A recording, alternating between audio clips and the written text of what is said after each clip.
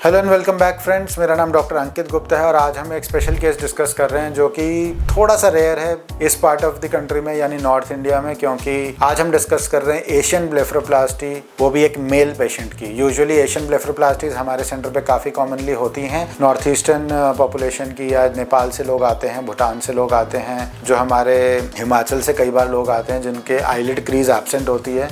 North eastern part of the country से लोग आते हैं जो दिल्ली में रहते हैं, वो लोग कई बार हमारे पास सर्जरी के लिए आते हैं।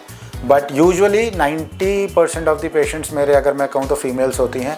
पर ये केस थोड़ा सा डिफरेंट इसलिए है कि आज हम एक मेल पेशेंट का केस डिस्कस कर रहे हैं। मेल पेशेंट जिनकी हमने लिड क्रीज क्रिएट करी है, और ये इनकी पिक्चर है जो आप देख सकते हैं। इनको काफ़ी हैवी अपर आईलिड्स हैं, lid crease completely absent, and he wanted कि इनको एक लिड क्रीज क्रिएट हो।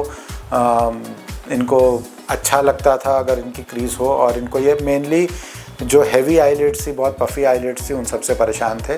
तो हमने इनके लिए करी अपर आईलिड सर्जरी, और आज की वीडियो में हम यही केस डिस्कस करेंगे।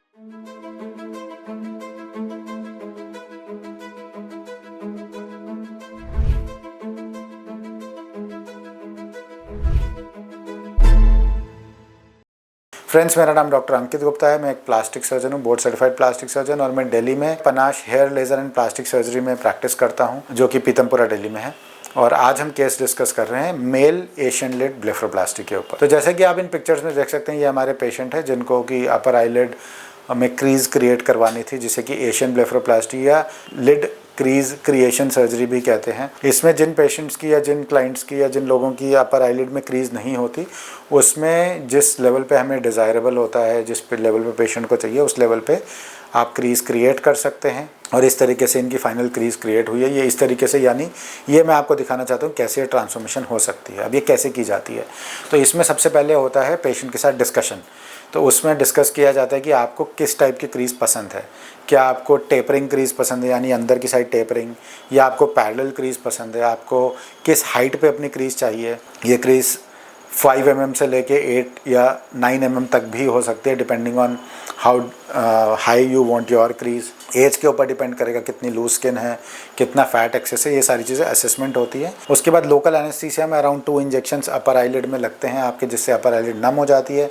मैं प्रेफर करता हूँ इस सर्जरी को लोकल एनेस्थीसिया में करना, क्योंकि मुझे ऑन टेबल ये चेक करना होता है कि क्रीज कितनी डीप बन रही है, दोनों सिमेट्रिकल है या नहीं, इसलिए लोकल एनेस्थीसिया में करता हूँ। पूरे प्रोसेस में अराउंड 1 आवर का टाइम लग जाता है।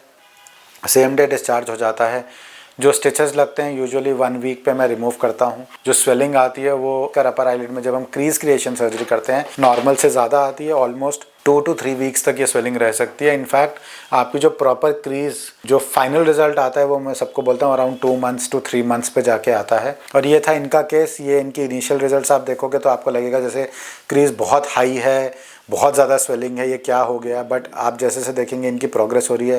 ये कुछ समय बाद की पिक्चर्स है और ये इनका फाइनल रिजल्ट है। तो कैसे ये आइस चेंज होती हैं और कैसे फाइनल क्रीज आपकी आती है। बहुत ही नेचुरल लुकिंग रिजल्ट होता है।